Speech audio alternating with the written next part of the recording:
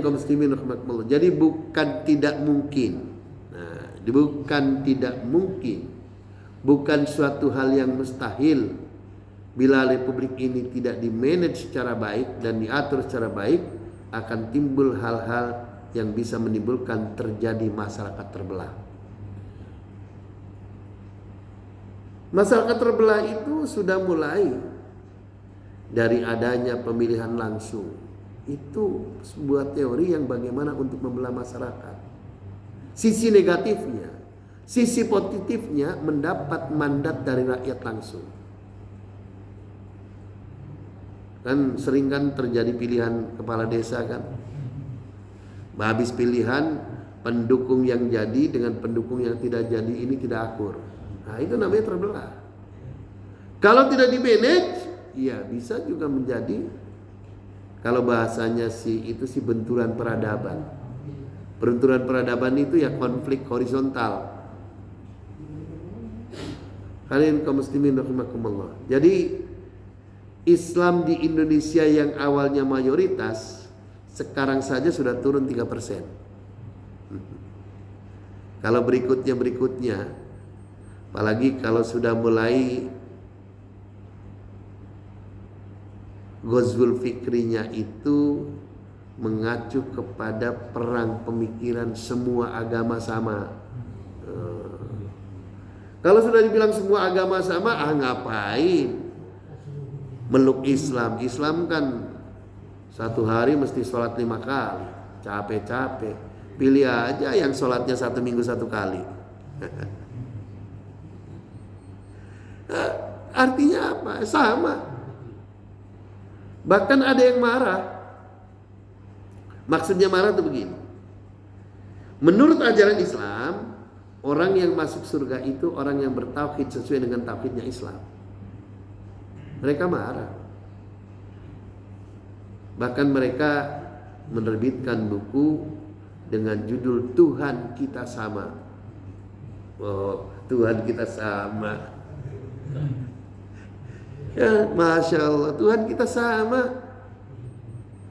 Padahal dulu ketika Nabi Muhammad SAW menyebarkan risalah Islam,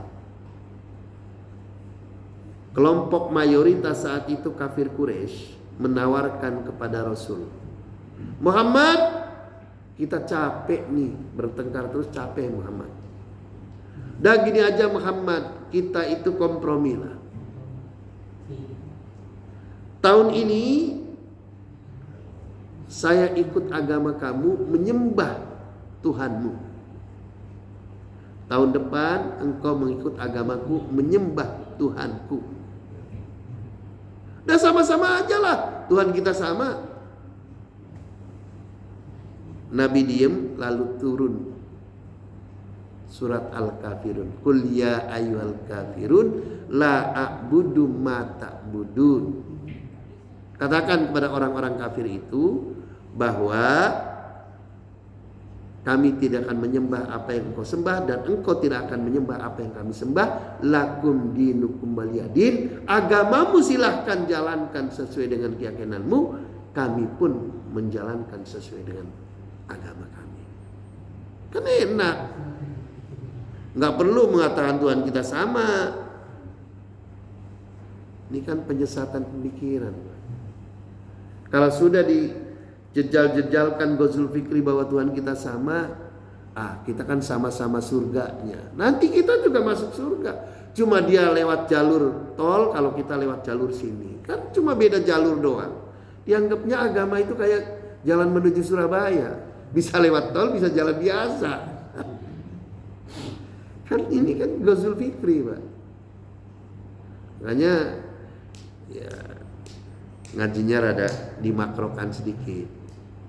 Artinya dimakrokan itu artinya untuk, walaupun saya ngomongnya di sini, insya Allah ada resonansi di luar, karena ini juga salah satu upaya untuk mempersatukan umat dan bangsa. Jangan sampai terulang sejarah perpecahan dan Muslim menjadi minoritas.